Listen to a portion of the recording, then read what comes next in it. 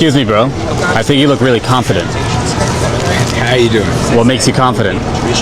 What makes me confident? Being kind to others. I struggle with confidence. I mean, it's something that I'm working on. And learning different things every day. Growing as I do in the city, because you can get caught up. So the more I learn and the more I stay in touch with those I love and the people around me and surround myself with good people, I guess that keeps me confident. Was there a challenge that you dealt with growing up, but that challenge allowed you to become a more confident person and also someone who was able to express himself more? Yeah, definitely. Like everyone. I mean, I grew up in Australia, East Coast of Australia. Have you been there? I've never been to Australia. You should come. But yeah, I learned from every kind of hurdle that I went through. And I moved here when I was really young, 18. If you had to go back to your younger self and give him a piece of advice, what would you share? If I had to go back to my younger self, slow is fast. Slow is fast. Life is long. Always think like 10 years, 15 years in advance. Well, I love that perspective. Thank you for your time. And what was your name? No worries, I'm Jordan. Jordan, I'm David. Jordan, it's a pleasure to meet you. Nice to meet you. Take care. Somehow the video we just watched was not a humiliation ritual, even though I think subliminally it was. So for some context, we just watched a video by the Instagram page Confidence Heist, where he goes up to people and asks them how they built their confidence, how they look so confident. And he came across Jordan Barrett.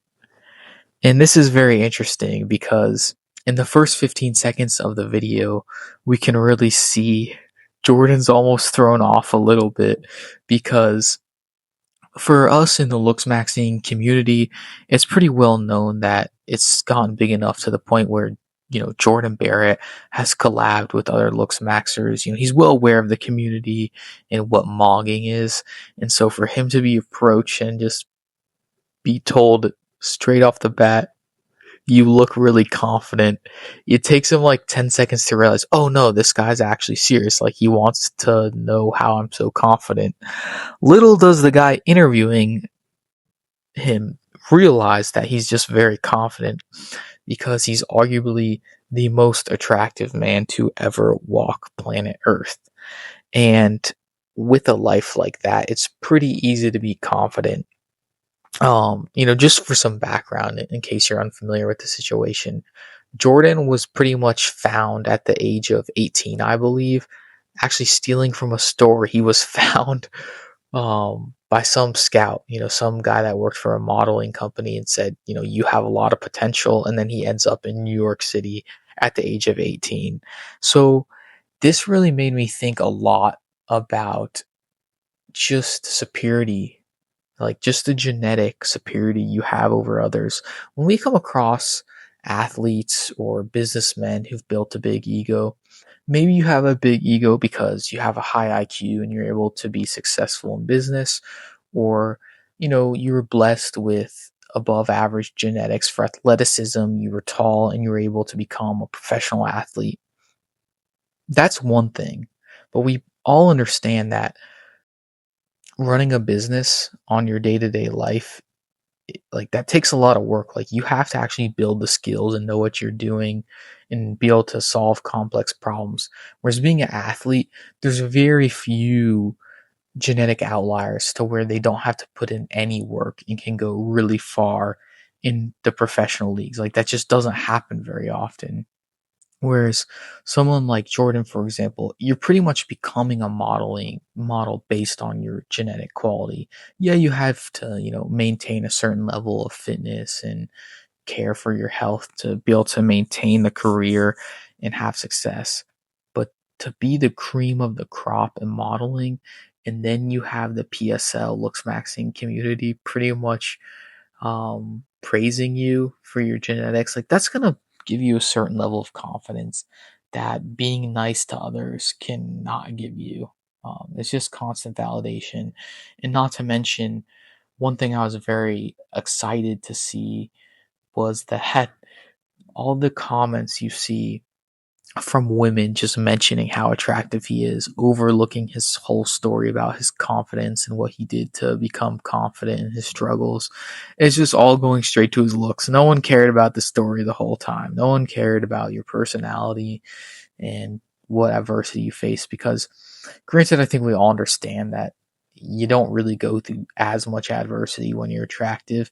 And the one comment that really struck a nerve was seeing one woman mention how beautiful people don't really realize how special they are. It's like you really believed he thought he was just some average guy. Like long before he became a model, he understood that he was one of the best looking. But it was reassuring to know that um, the PSL looks maxing community pretty much has it spot on that these are the most attractive people. They're getting the most like comments from girls, and therefore like this is the standard you should be trying to achieve, and that the whole blue pill narrative is not going to get you very far. You take a gym bro with a good physique, and they're not going to get this type of praise from women, like just blatantly average, like normal women that are just struck in by his looks. And when I came across this video by chance, just for the first time across my feed, it really like hit a nerve with me. I was like, wow. Like we've all seen pictures of Jordan. We all understand like this guy is one of the best looking guys on earth. But to actually like see it in video just hits differently, because he's just casually walking down the street. Like, is there some extra level of production or something? Because the amount of times I see these guys and I'm just thinking, even like just, better looking people, obviously not even close to Jordan, but I'm just thinking to myself, like, how do you pull out your camera and just take a selfie or take a group shot with your friends and just always look this good? Like, it's so depressing because it just doesn't make sense. We see a lot of these girls, filter to death on Instagram and whatnot, but to just see like a more or less casual video from Jordan like that, and for him to get this many comments on like such a low effort video is insane to me. Like it doesn't make sense how this can exist. Like I would die to have, half of his worst feature. Like that would immediately become my best feature by a long shot. And I think for pretty much everyone else, for most people is going to stand the same. So I just want to come on and make this video because I thought it was quite interesting, and it just shows you again how interesting society is. Because to compare it to bodybuilding and fitness, for example, like you'll come across bodybuilding, gurus, coaches, journalists, former bodybuilders talk about just how crazy someone like Ronnie Coleman looked like in person, and like you can never replicate that. And I think this is really what it'd be like to see someone like Jordan in person, you know, or someone like Ronnie Coleman in person, for example, because I'm for to make the to really clarify the gym analogy, like you'll go into your gym and you'll see the most jacked guy who's been on steroids for the past decade, and they're gonna look nothing like Ronnie Coleman, but that catches your eye immediately. You go in public, you see the most attractive person, they might immediately catch your eye. But then if you saw someone like Jordan in person, like I can only imagine how striking that would be. Like I go in public, like I go out a fair bit, and I'm looking for the most attractive people just out of curiosity. And you just never come across stuff like this. Like I've been to New York City. You just don't come across people like Jordan very often. So I'll catch you guys in the next video and be curious to hear your thoughts. Thanks for watching.